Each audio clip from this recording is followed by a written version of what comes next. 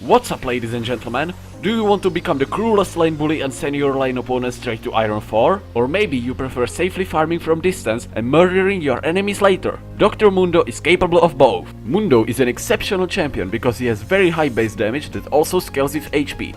This means that Mundo is extremely tanky but still slices his enemies with ease. If played well, he can favorably trade 1v3 and he's virtually unkillable in the late game. Here are the summoner spells, runes, skill distribution and items that you'll need to make your muscles stronger and cleavers sharper and dirtier. In the first few minutes of the game, always play safe. Mundo is very weak at the start of the game, so stay back and throw your cleavers around to poke your enemy and last hit minions. If you kill a minion with your Q, most of the cost will be refunded. Mundo doesn't believe in foolish magic and instead he believes in raw strength. That's why his skills cost health, meaning that he will never run out of mana. What a genius! You can hurl cleavers all day long and you won't even feel a thing thanks to the high health regeneration from your passive. After you get some levels, you can start playing aggressively to declare dominance. When exactly? It depends on the matchup. Against champions with weaker early game, feel free to duel them as soon as level 3. If you are on the other hand opposing someone with strong early game, you might want to wait until level 9 or so. But whatever the matchup is, once you get 1 or 2 items, you will be able to duel anyone and come out ahead.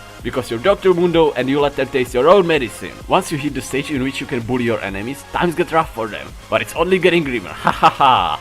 Take full advantage of your lead and position yourself between minions and the opposing laner, forcing them to either fight you or lose gold from minions. For you, that's a win-win situation. But if you're going to overextend, make sure your river and tribush are warded, because you are essentially inviting the enemy jungler to come and kill you. In the mid-game, you may feel the need to leave your lane and help your team, but unless they're fighting over a dragon, resist the urge and stay in your lane. Dr. Mundo equipped with the Demolish rune is great at taking out enemy towers. Destroying towers also opens the possibility of counter jungling. Once again, more gold for you, less gold for your enemies. And if you get disturbed by someone, you can ignite yourself on fire and start burning and bringing them hell.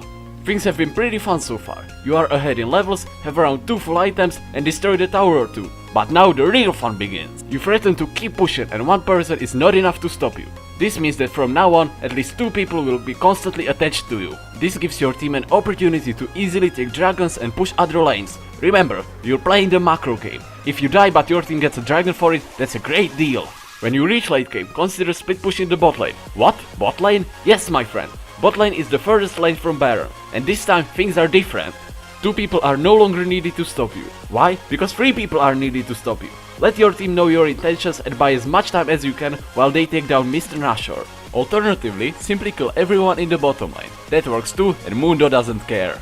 And once you join your team, your job becomes initiating fights. Despite the name, your cleaver doesn't actually cleave, so buy yourself a Titanic Hydra and you will become an unstoppable mountain of flesh and death that everyone will fear.